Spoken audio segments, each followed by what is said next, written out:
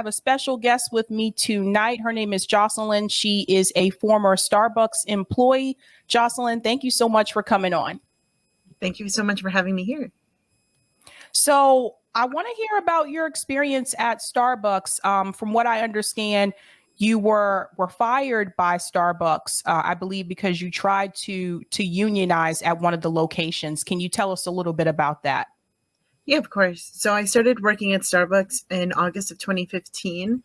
And over the years, I had realized that there were some things about Starbucks that just weren't up to the standard that they wanted to hold themselves to. So every single time I would complain or say something, nothing would get done, or it would be ignored. Or if there was an investigation, they would say like some things were founded or some things weren't. And they kind of just ignored me and vilified me. And then the unionization process happened in Buffalo, which got like, I think it became this nationwide thing. And so we started hearing about the union in August of last year. And then in December, when they won their union, this is when we started talking about it more seriously, because it became like such a topic of interest, because now they're getting like, now they have the possibility of getting all these like better benefits and, safety on the job, and just a way for us workers in like the lowest rung of this like pyramid to really get a say in the company and the way we work. And so after we discussed it within our store, we all decided it would be a really good idea to form a union within our store. We had 100% signatures for our union cards, and then we became public in February. And that is when the intense union busting started in our store, and we lost the vote 5-6. Wow. Which location was this? This is the Great Neck location. Okay. Um, In why do you think some people voted against having a union at that location? Well, originally everyone had agreed that this would be a good idea. So the reason why, I believe, is because the managers and the DM like started coming into the store. I mean, like, our manager was there like almost every day anyway, but they started discussing about um, how unions are bad, how you could possibly be gambling away all of your benefits, how if we were to become a unionized store, you couldn't get promoted, or you wouldn't be able to transfer, and you'd be stuck in the store, and how like you couldn't pick up shifts at other stores, and how you might possibly lose all the benefits that you want to gain.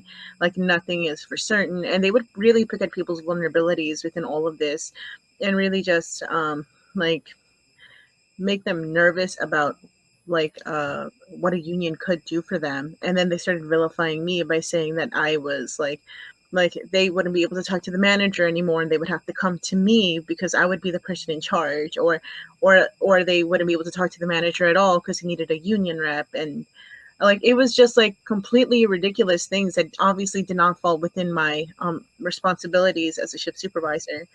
um so they would scare people into thinking that a union was a bad thing, and at some point it worked in our store, and that's how we lost. It was just intense union busting within our store.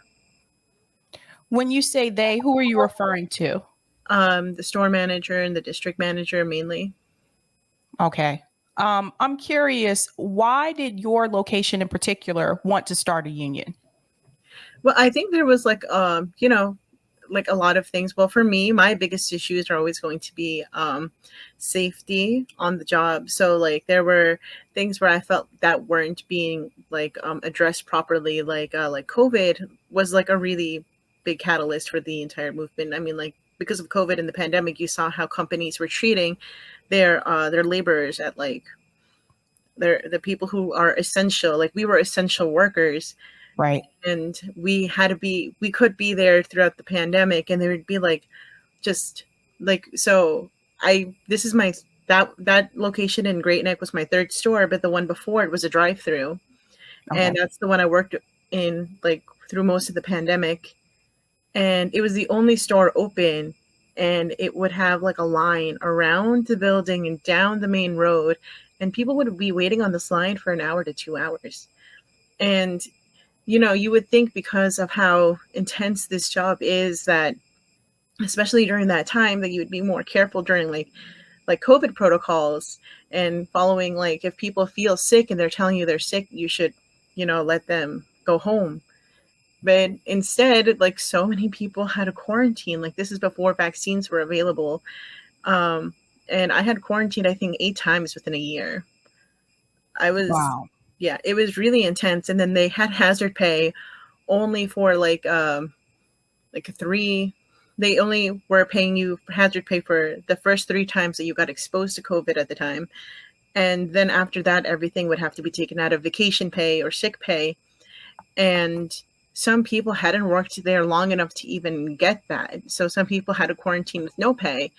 And a lot of it was stuff that could have been preventable if they had just like listened to people, but they didn't want to. And then when I came to address this, they were kind of just like, this is unfounded, and they would just say things that were like that I was like lying, and when I wasn't, and they found some things that were like that they admitted that I was, telling the truth. Um, but then like a couple months later, the same thing kept happening again. And then in this news store, something similar like that happened also, where someone said that they were sick and that they think they had COVID, and the managers were just like, no, you have to come in, don't go to an urgent care, like, because if you go to an urgent care, there's like a 99% chance you're going to come out with a positive result or something along those lines.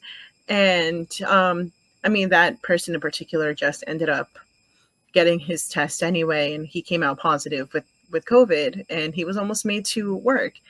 So it's like situations like that. I mean, that's just the pandemic. There were other things outside of the pandemic that had happened. But like that was a big thing, or like just a living wage. Like New York is, it's getting more expensive by the day, I Mhm. feel like. And like the wages that they're paying us are just not livable in this state. So that was another thing that I wanted to fight for also. And just having a say. Like, I just want, if you're going to hold me to a certain standard, I want you to be accountable for that. The standards that you're having us follow. Also, I shouldn't be an at will employee. So Right. Right. I worked at Starbucks many, many years ago when I was in undergrad, and I remember they were meticulous about us, making sure that make sure you wash your hands every time you touch this. Make sure you wash your hands. We had a sanitizing station where we would sanitize the blenders and all of that jazz. So it was interesting to me that they still wanted these employees to come in and make drinks and touch food that they were going to be passing on to customers, even if they may have been sick. yeah, I think that was just made no sense to me. And at some point, I just felt like it was profits over people. And when I first started with the company, I felt like they took standards like that a little more seriously, also. And I Mhm. think they have faltered over the last couple of years. But it's still like, even when I first started with the company, there were things like time theft, like where like I remember my first manager had been taking minutes off of like out like editing our punches. So if I worked at 6:15, she would write I worked at 6:30, and she or like 6:20 or something, just to change the time. And when someone else, because I wasn't the first person to notice this, it was someone else who noticed it at first and came up to her and said, "Hey, this is like illegal, right?" And ever since then, like at that moment, it was like she treated her like in such an awful way, and never was just like so rude to her. And so when they came up to me, they were like, "Jocelyn, go and check your time punches, make sure they're correct, because she's changing them, but approach her like as if not accusatory, so she doesn't retaliate against you this way. Approach to her like as if you think the system messed up." And that's what I did. And I found out that she had changed my punch in times and my punch out times. And it's and I think that was like the first instance. That was like my first year at Starbucks, and I was just like, I guess I was young and I didn't really know what to do at that time. I didn't realize how illegal it was. But that's like from the beginning of Starbucks, even when they had like better health and safety standards in place, to the end of Starbucks, and really, and my experience at Starbucks, um that's how they've always run. It's just profits over people. It's so horrible, honestly. That's, well, first of all, I think that that's illegal. And then second of all, what was the purpose of her doing that? So they could save money? Yeah, I think it's like saving money and labor. So they get like a schedule of like they get like a weekly like labor forecast, I think it is, where they're allowed to schedule a certain amount of hours, Hmm. and they have to keep it within that certain amount of hours. So like if so I think, and it's one of the main reasons as to like why all of the Starbucks are currently so short staffed or were so short staffed is because the managers are only given like let's say, I don't know, like 200, 300 hours to schedule people every week, and they just have not enough hours to give. Hmm. So they just cut like people's hours here and there. Mine, after I started the union campaign, my hours were cut like pretty drastically. Um, but they're given like a certain amount of hours, and if they don't hit that, I think they get some kind of like reward, or it's better for them. I'm not really sure what it is, but the company like monitors how much they're allowed to give, like schedule people. That's crazy. Now I know that you were eventually removed. Can we talk a little bit about that? Yes. So I was fired July 27th. They had fired me for different, like, so they had cited different times where I was late for under 5 minutes. And then, yeah, which is insane on its own because there were people who were definitely late, way more than 5 minutes that were not written up. It was just because she didn't like me, or I'm not sure. I think it was definitely more of a union retaliation, because I was one of the main organizers, and definitely I was out in the media and press more than my coworkers. Um, but and and then there was also an incident with a key where like I had been in a car accident the month before. But I opened the store every day, and I guess I had been changing rentals, and I had changed rentals like the week before, but I had opened the store the day before also, and I guess I lost my key, and I immediately called my manager. I called all the other shift supervisors because I needed to open the store, and I had yeah, so I had been in contact, did everything I was supposed to do, got a spare key for the next day, and opened the store the next day. And then the day after, my manager found my key by her desk. And then she didn't tell me about it. So I texted her, heard you found my key. And she said that she didn't know my key was still lost. And then 3 weeks later, fired me for not for losing the key, but for not telling her it remained lost. And which was the words written on the separation form. It was for not telling her the key remained lost. But she found it. Interesting. Yeah, this kind of reminds me of what happened to Chris Smalls when he was working at Amazon and he was trying to organize the workers there. They'll find another reason to get rid of you. I don't know what are the employment laws in your state. Is it an at-will employment state as well? I do believe we are at will employees. Okay. Yeah. Yeah, it's like that in my state too, where they don't really have to technically they don't really have to give you a reason per se. I'm curious, and this is something that I heard yesterday actually. Are you aware that some of the stores, the Starbucks stores that have unionized, are now being told that they're not going to receive certain Starbucks benefits that they were receiving before? Yes, actually, I did hear about that, which is disgusting. This is just Starbucks' like attempt to retaliate against those stores, which and it's interesting too because the store I used to work at in Great Neck is also not receiving benefits, though they are not a unionized store.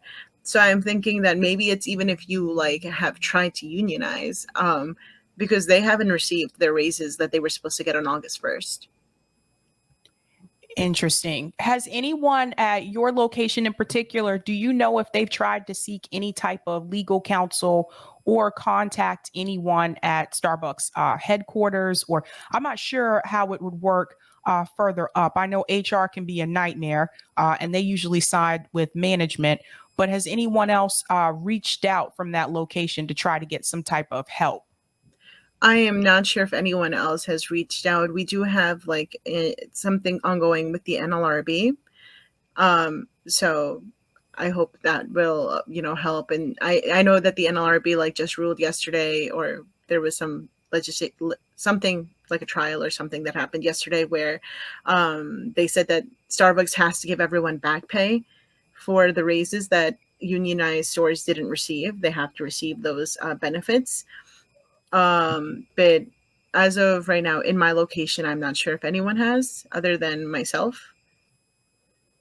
Wow. So what has been your current situation now? Have you been able to find other employment, or you're still looking? I have been able to find other employment. I'm currently in the paperwork for all of that. Um, so yeah, so that's what I've been doing really this entire week.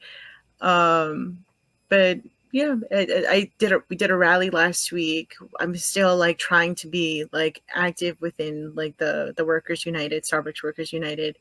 Um, and yeah, I guess that's just how it is. And I'm preparing for whatever's going to be held with the NLRB. I think next month or next within the next 2 months. I know there was recently a Starbucks worker on here a couple of days ago, actually. They are a part of the strike here in Boston. There's a Starbucks store that's on strike on Commonwealth Avenue. They've actually been on strike for over 30 days. And they're receiving like a tremendous amount of support from people in the community. And I'm wondering, have you spoken to anyone that's still at your previous location if they're thinking about possibly like going on a strike, or you think they're probably too afraid to go there? I think they're definitely just too afraid. They saw the way the management treated me and retaliated against me. And then they turned some people who were pro union very like anti union. So it just became this like really weird hostile work environment where it hadn't been before. Um and management blamed that on me. It was very strange. But either way, I think they're in a place where they're a little afraid of retaliation right now because they don't want to be fired either. Yeah, I can understand that as well. This is the problem, you guys. When people say, oh, we'll just try to form a union, number one, it's not that easy. You have to get as many people on board with you as possible. And then, just like Jocelyn was telling you, you can have everybody on board. And then all it takes is for the store manager to complain to them and tell them that, well, you don't really want to go in that route, and then change people's minds. And next thing you know, you go to vote, and all of a sudden the votes aren't there, even if they would have been there before. You have to deal with that. You have to deal with retaliation, which is supposed to be illegal. And I don't understand how these companies are getting away with it. Amazon has done it. Starbucks has done it. I've talked to, I think you're the third former Starbucks employee that I've spoken to within the past, like I'd say 3 months. It's a constant problem. And I just don't understand why legal is not getting involved at all, because I've seen you guys on so many different shows, and I wish somebody would just grab these cases at Starbucks and come in and just lay down the hammer. I really do. Yeah, I think it's like the legal process works slowly because I'm going through that way also. But I know that the Memphis Seven, so there were 7 workers fired in Memphis like some time ago, and I think February. Because I remember it was the same week that we went public that they were fired, all 7 of them. And they were recently told that they have to be reinstated, and Starbucks is just trying to appeal that in court. So it's ridiculous because they obviously lost. They were told that they were doing illegal things, and they just are they're just so stubborn and unwilling to realize that what they're doing is wrong. They want to keep presenting to the world that they're this good and ethical company by performing all of these like it's just performative activism, and then on top of that being like one of the biggest union busting names out there right now. So like I just don't understand what their thought process is in all this. But yeah, with the legal processes, I think just a little slower, but we're going through it. We are. What would you say was the typical, I guess, like average wage for employees at your store? So at our store, we actually, because we're less than a mile away, I think, or around a mile away from a New York City, from Queens, we do get like the Queens pay. So the starting pay I think is around almost $16, and then for a shift supervisor, I think it's like maybe starting at like I think $19 or $20 if you are starting new. Um, Okay. Which so isn't much for New York. I'm smiling because I no, know that's not that's not definitely not much. in New York. Like, I think I was just looking at like the housing like cost for everything recently, and it's just nothing is um available. It's becoming this like there's just like this really big divide on like just who can stay here and who has to like leave in order to be able to afford living. Like, there's a lot of people in New York that just are going to eventually have to move out, unfortunately.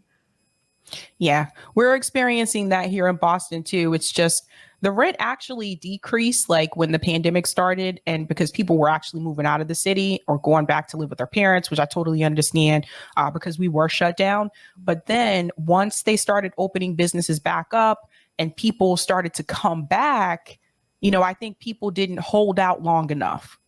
So once they started coming back in, the rents just started to go right back up. So I think that there's a lot of things going on here. People aren't paid a living wage. Obviously, these companies have a superiority complex where they don't treat the workers with respect or they exploit the workers. I got to tell you, when the whole Starbucks unionization started, I was kind of surprised because, like I said, I worked at Starbucks when I was in college. I didn't have any of those experiences that people are having now. But again, like I said, that was many years ago.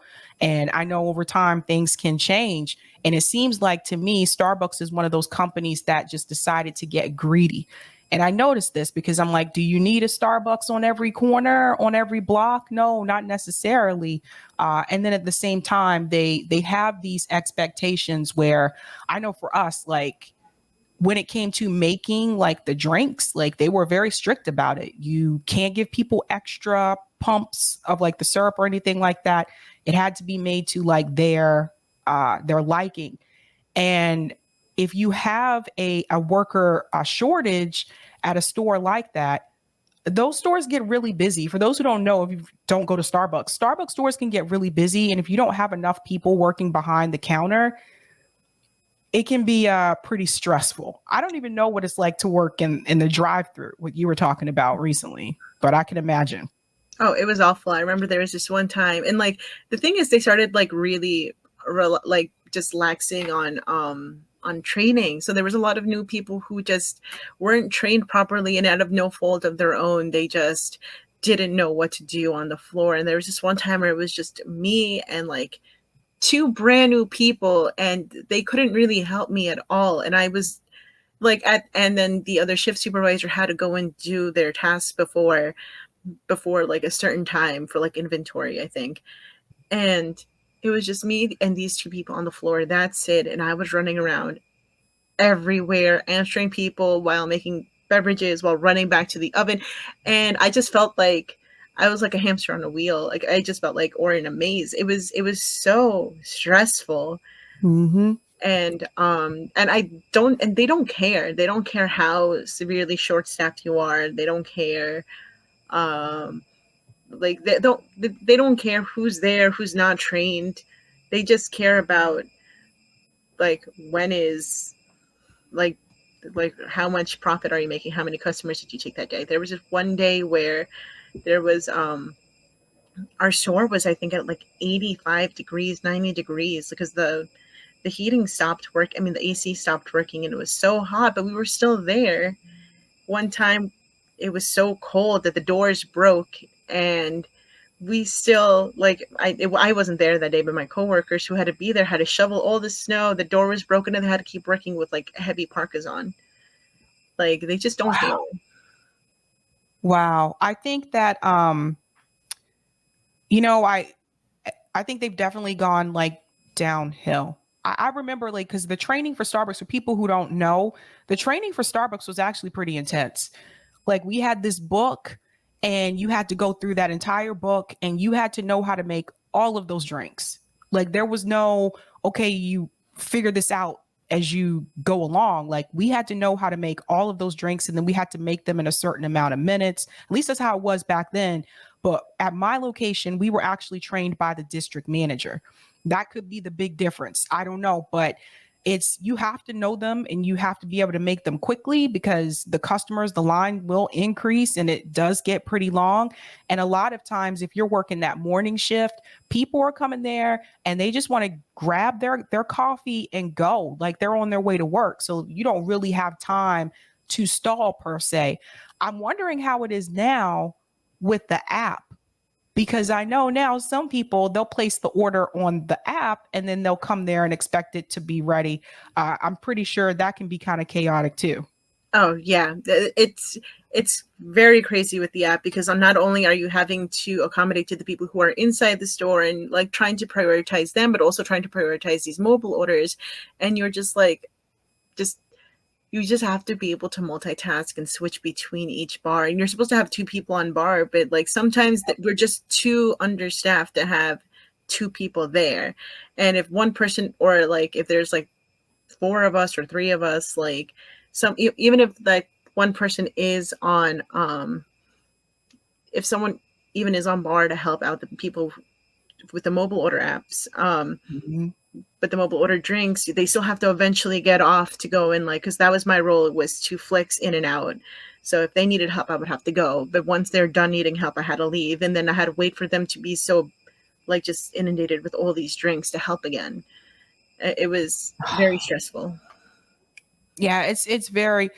I remember we had one person was on the cold drinks, so they would do like the frappuccinos and the iced teas, and then one person on the hot drinks, and then we had a cashier. So we had three people back there. So that's why I tell people like when you add something to the mix, like adding a mobile app, and you have all these orders coming in that you have to make these. And the other thing too, sometimes people would show up, and I would see this when I was in line, like back when I used to drink coffee. I would see people show up to get their drinks. They had ordered it on the mobile app.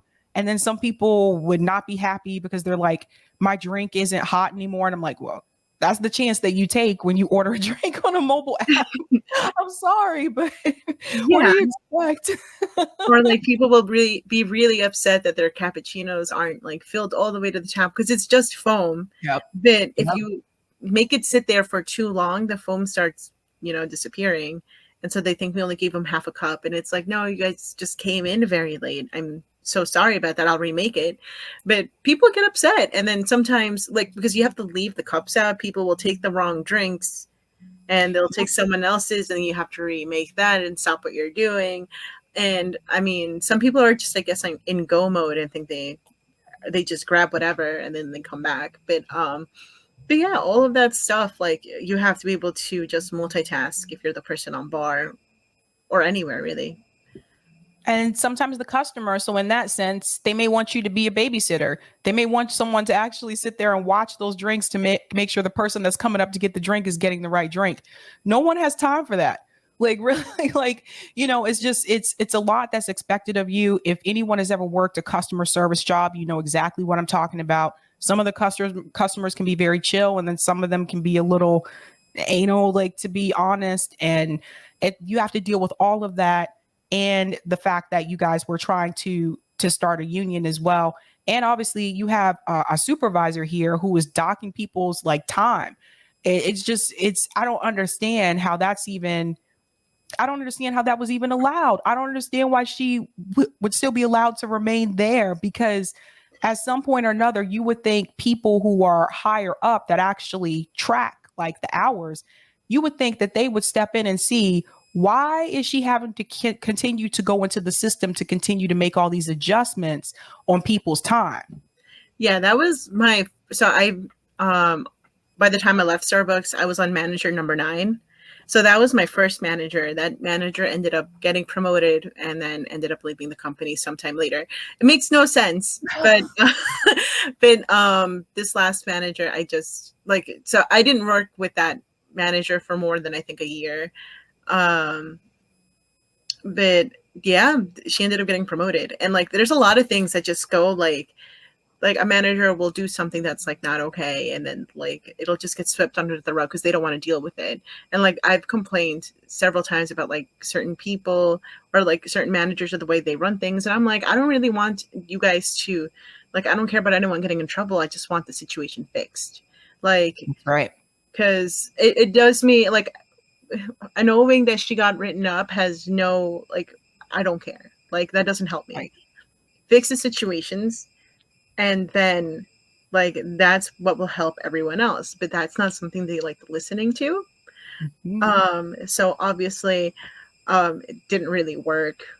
They just didn't listen to me, and then like knowing what a union was just like solidifying the ideas that I wish had like existed. Like, not it's kind of like weird how I think like I had to wait until I was like 27 to really know what a union was, besides what I learned in school.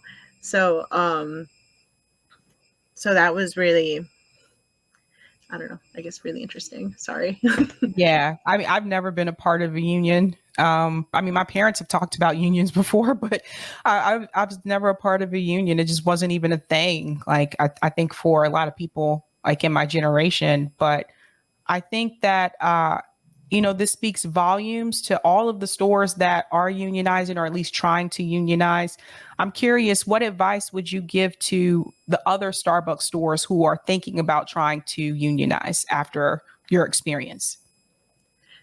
So all I have to say is just like be very, I guess, headstrong. Just don't let them like talk you down. And I guess it's a very, I guess it can be a very intense situation that you think might arise, but just keep going. Like, this is a fight for not only like yourself, but it's a fight for everyone you work with. And the only thing that could happen with a union is a good thing. Like, you guys have a voice this way. You guys have like a way to hold companies accountable the same way they try to hold you accountable for like not being in dress code, like for ridiculous things that can be fixed. But like, if they were just like, they just, it is also just a way to hold them accountable to safety standards, and have a livable wage, and just, be happy within your workplace, and or continue to be happy within your workplace. um and yeah, I mean, like, Starbucks was a happy time for a long time for me, but also there were these things I just didn't always agree with. So you're fighting for your workplace. Yeah. That's right. That's right. Well, Jocelyn, thank you so much for coming on and sharing your story. I'm not sure if you're on socials, but if so, like, where can people find you? I'm not that big on social media. I think I'm on Twitter. My Twitter handle is J Chukianki and then a zero at the end. Um, but yeah, I probably should be more active on socials. Well, thank you so much for coming on, Jocelyn, and best wishes and good luck to you and to everybody else that's out there trying to fight the good fight. Yep. Thank you so much. Thanks. Bye.